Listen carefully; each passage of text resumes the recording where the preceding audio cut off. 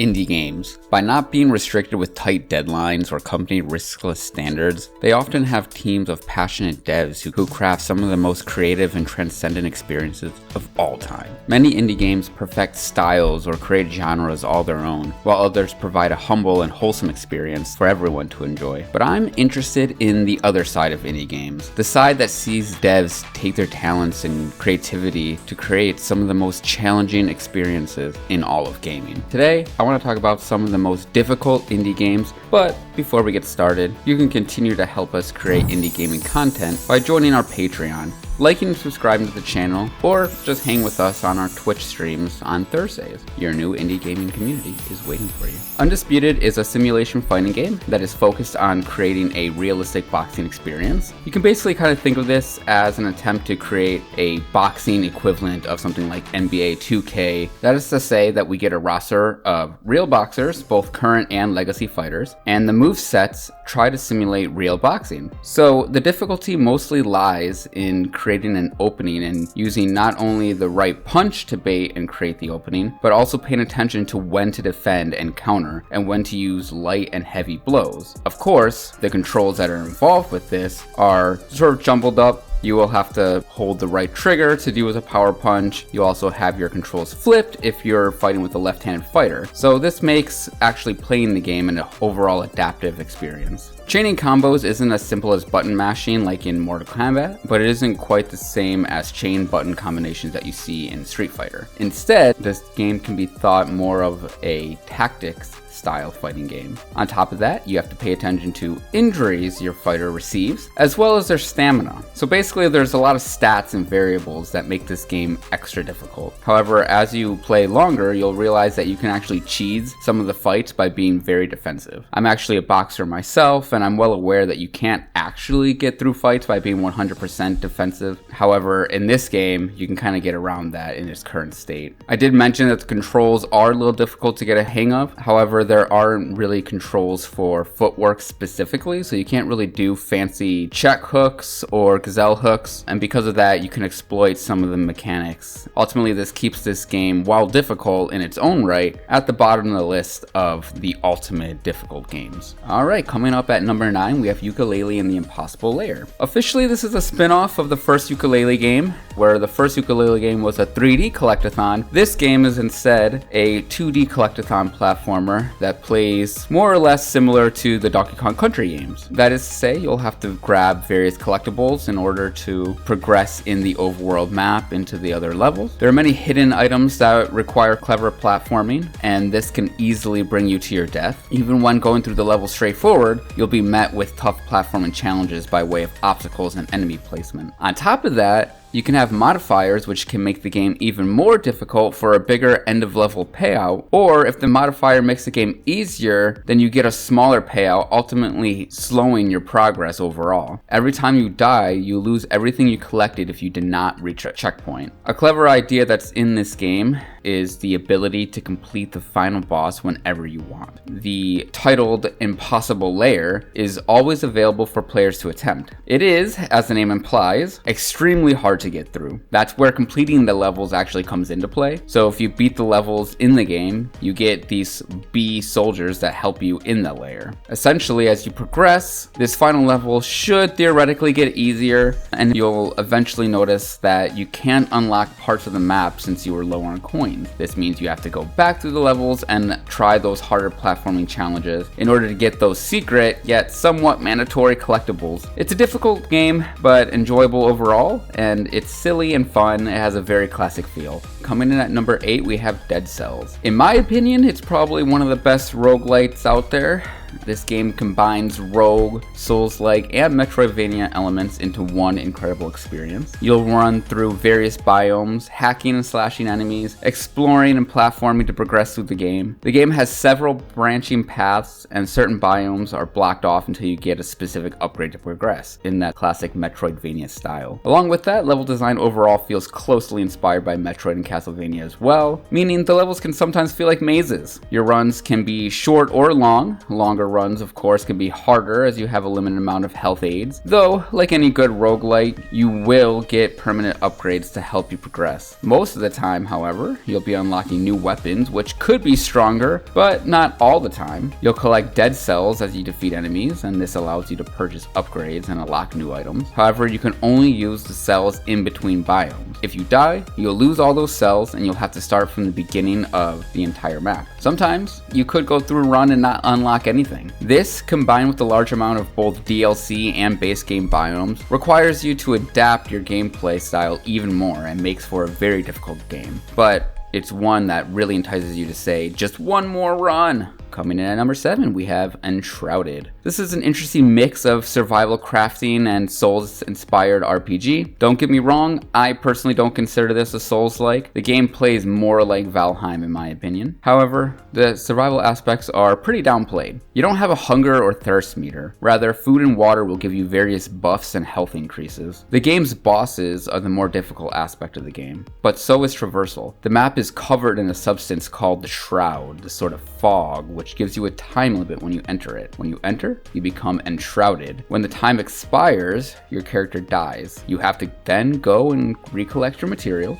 The game gets most difficult when you have to both fight hordes of enemies and deal with becoming enshrouded, all the while running out of healing items and buffs. This requires you to carefully prepare for each adventure, and that's before you come across the huge bosses, which often do feel like Dark Souls bosses in terms of difficulty and game design. Coming in at number 6, we have Slay the Minotaur. This is a weird one. It's a roguelike RPG with one goal: slay the Minotaur. The gimmick is that the final boss, the Minotaur, is always a threat. It roams the halls of the dungeons randomly, and if it finds you, it will charge, essentially ensuring a swift death if you're underleveled. The way you level is by defeating lesser enemies and collecting a currency from them, and looting chests throughout the dungeon. You can purchase upgrades from Aphrodite to make your character stronger and give yourself a better fighting chance against the Minotaur. The gameplay is similar to Souls-style games, but slower overall and not really as tactical as those games. It's more of a true roguelike, so when your character dies, that's it. You have to restart from scratch with no lasting upgrades in between. You can come across the Minotaur pretty early on, and if you don't outrun it,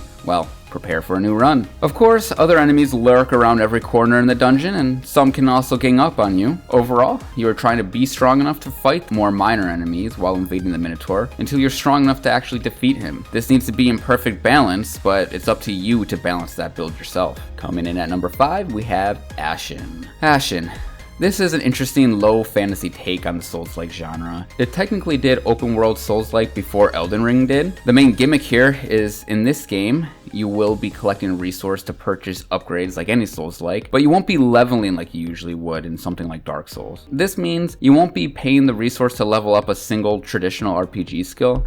Instead, you will only be purchasing upgrades with them. This means you'll be purchasing upgrades for your flask, upgrades for your weapons and armor, or these runes, which will give you various attribute buffs overall. There aren't really any spells to worry about here, but you will get some projectiles to use. You only level up health and stamina when you complete quests and side quests. Completing side quests will also improve the village you are building up, almost adding a sort of relationship building mechanic with the NPCs. Because you don't level health and stamina as frequently or as freely as you would in a more traditional Souls-like, you have to pay attention more to your health and stamina. I feel stamina recovers slower than in other Souls-like games I've played. This makes combat pretty tough. Something else that makes the combat tough is that you're supposed to always have a companion with you. This companion could be a real player or a CPU. It's hard to tell when you have a real player with you or a CPU, but sort of the dead giveaway is that the CPU companion is actually pretty bad. Companions can die off, leaving you facing packs of enemies by yourself. This gets incredibly hard in dungeons where you have limited space and a pack of enemies. So a combination of odd leveling structure, pack-based combat, and traditional Souls difficulty, you honestly get an overall difficult and different way to experience Souls-likes. It's a genre which already requires you to approach very differently when compared to other RPGs, and even more so in a game like Ashen. At number 4, we have V Rising. I like to call this game the reverse Castlevania. So in this game, you play as a vampire trying to become a vampire overlord by building your castle up, killing off vampire hunters, and strengthening yourself to take on Dracula. On the surface, it looks like a typical Diablo-style ARPG, however, the game is much more tactical than it is hack and slash. For example, you only have 2 spell slots, 2 weapon special abilities, and 1 ultimate ability, so you have a pretty limited tool set at your disposal. There are various vampiric forms you can take, but these often don't help you in combat. The limited ability requires you to choose which ability to equip and which ones to carefully use. There are cooldowns for each ability. Leveling works differently in this game as well. There isn't a traditional tech tree outside of the spell tree. Instead, your level is determined by 2 things: the armor you are wearing and the quality of blood that you fed on. Character class is also essentially determined by the type of blood that you consume. For example, if it's from a creature or a warrior, that's the kind of buffs that you'll be getting after consuming their blood. This makes things a little tricky, as you'll want the higher blood quality, which will require searching the world, but you can get in pretty precarious situations if you are underpowered. The gameplay loop requires you to progress through stronger and stronger equipment in order to take down the tougher and tougher bosses, which the bosses are those vampire hunters that I mentioned before. The tougher bosses give you materials. V-blood is essentially a spell point, and you get that from every boss. You also get recipes that will help you eventually get stronger equipment, so you'll need to strategically prepare for these encounters, making sure you pay attention to your blood level, as well as craft potions to protect you from the sun, garlic, or silver if it's around. You'll want to continuously craft healing items as well, since the healing spell that you're given draws from your blood reserve and also requires you to stop moving to use it, which basically makes this spell useless in a fight. Some of the bosses will roam the world freely. In my playthrough, Simon Belmont, yes, Simon Belmont is a boss in this game, he kept hanging around my castle. Simon is like level 84 and is one of the hardest bosses in the entire game, and he kept killing me pretty quickly whenever I tried to escape. So because of these more emergent gameplay aspects, you'll find yourself in tricky situations no matter how well you prepare. This means that preparation is further underscored by the fact that fast travel is pretty restrictive in that you cannot fast travel with most items in your inventory. So your excursions are likely to take a while and become difficult as you make your way across the world by foot. The game, however, is pretty well balanced, and you can and will progress if you just keep playing, but man, is it hard to get to that point, and it only gets harder as you progress through the acts. At number 3, we have Outward. Yet another survival RPG. Some people say this has Souls-like elements. I disagree. To me, Outward feels more like it's along the lines of Kingdom Come Deliverance or Witcher. It's a hardcore survival game. Your character will feel hungry and thirsty. They will get sick or feel cold. They will get tired and need to sleep. There are many immersive sim elements in this game. On top of that, everything has weight, so even gold will have weight. Combat and traversal can be clunky and slow as a result of this weight. In combat, it's actually a good idea to take off your backpack and fight without it so you can move faster. Parrying is a skill that you want to utilize, but I recommend sneaking past enemies until you're a little bit stronger. Like other survival RPGs on this list, the game requires you to prepare carefully. This game, more so than any of the others, really makes it apparent that you need survival materials, proper equipment, and healing items while also managing your inventory. When you get a hang of the preparation, the game does become easier. However, your journeys in Outward must nearly be flawless, as you cannot go back to a previous save. Everything you do in this game is sort of set in stone. This includes quest choices, quest explorations, and even deaths. Don't get me started on the confusing map system. You really need to know how to actually read a map. There's no mini-map, no quest markers. You're kind of just told to look out for certain landmarks and find your way there. This game is both equally difficult, but also immersive.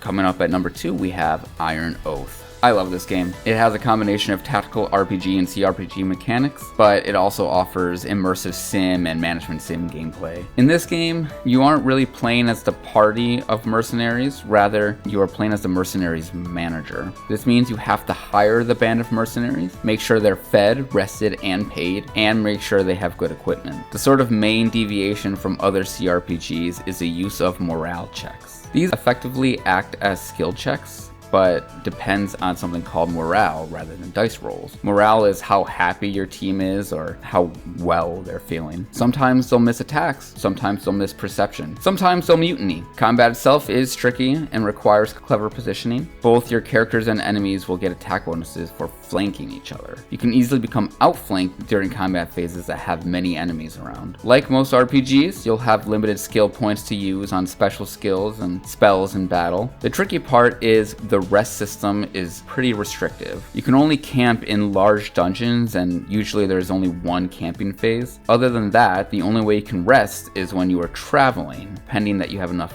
resources for on-the-road resting. You can also rest at the inn in towns. Again, you will need to prepare ahead, probably take on several smaller contracts to get a good amount of money built up. The restrictive rest system was a complaint of mine during the early access period, and it doesn't really appear that the devs have opened up the rest system since coming into full release. When a party member dies or quits, they are permanently gone. You'll have to hire more, and there isn't a guarantee how strong new recruits will start out as. Some quests can be permanently locked if you can't travel to them in time, making the completion of some key quests and leveling more tedious in the long run. Traveling requires gold, the same gold pool that you pay your company with. So basically there's just a lot of systems at play here. But unlike the next game in this list, there are side quests, so you can take on these smaller side quests in order to bring your company's money back up again. Ultimately, you shouldn't become truly soft-locked in this game, but definitely take the time to learn these systems by completing those smaller quests. The game is fun, but hard. Alright, and here we are at the number 1 slot, and it's Wizardry, Proving Grounds of the Mad Overlord, specifically the remake that we reviewed recently. The review of this game was pretty harsh. Personally, I think it can be an enjoyable game overall, but it is pretty unforgiving. Progressing through the same maze, getting lost, losing your money and your party, requiring you to start all over again. Basically, this game was designed to make sure that you feel like you really are in a proving ground. Your tactical abilities as a player are tested here, and most of it is around tracing your steps during each trip of the maze. Combat itself isn't really the hard part in my opinion, but party management, maze traversal, and item and resource management is really the more difficult aspects. Because you are in control of allocating skill points in the new characters, you end up taking the first few runs to make crappy builds in order to learn the mechanics and what mix of skills and classes work best. However, when you do have a successful build and you are progressing, your build that worked on, say, the first 2 floors might not work on the 3rd floor and beyond. So you should really turn around, get back to the town, level up, buy a few new items, and then head back into the maze. But items are expensive, and turning back to leave the maze can actually be a death trap as well if you're out of spell points and healing items. Essentially, this game requires patience and time to understand and progress through. The game is so difficult that in the tutorial, you're basically told don't get attached to your characters because you likely won't finish the game with the same party you started with. It's pretty unforgiving. Alright, so that was my top 10 most difficult indie games that may or may not have made me call my mommy up. I'm not telling. This is by no means an exhaustive list, so some of the games on here you may have found easy, or maybe you think another game should be on the list. Let us know some of the toughest games you've played in the comments below. Thanks for watching, Voice of the Voiceless, and I'll see you next time.